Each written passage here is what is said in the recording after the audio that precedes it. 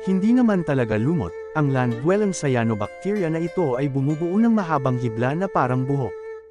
Ito ay inaani sa Gobi Desert at Qinghai Plateau, ngunit ang pag-aani ay pinaghigpitan dahil sa nagresultang pagguho.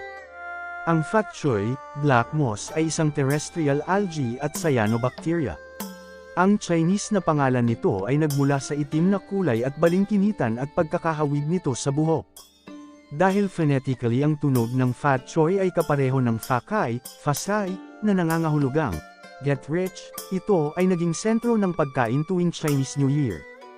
Hindi ko nahanap ang produktong ito sa malalaking Vietnamese, Chinese market sa San Gabriel Valley, ngunit ito ay available na in-order online. Ang espesimen ng larawan ay mula sa isang pakete na ipinadala mula sa Hong Kong, na binili para sa 2019 US $23 para sa 100 gramo, $105 bawat pound.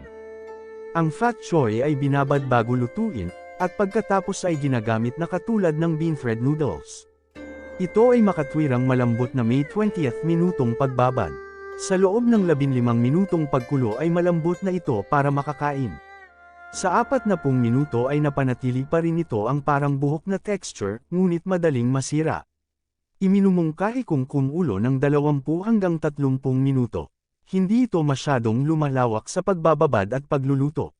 Ang isang maliit na halaga ng pananaliksik ay ginawa sa item na ito. Sa China, ito ay karaniwang itinuturing na medyo masustansya, ngunit ang pagsusuri sa laboratorio sa Chinese University of Hong Kong ay natagpuan na ito ay ganap na hindi natutunaw at walang nutritional value. Higit pa riyan, napag-alaman na naglalaman ito ng mga nakakalason na amino acid na maaaring negatibong makaapekto sa normal na function ng nerve cell, na posibleng humahantong sa mga degenerative na sakit sa utak at demensya. Gayunpaman, ito ay karaniwang ginagamit sa napakaliit na dami, kaya malamang na hindi ka makakakuha ng Alzheimer o Parkinson mula sa paminsan-minsang paggamot sa bagong taon.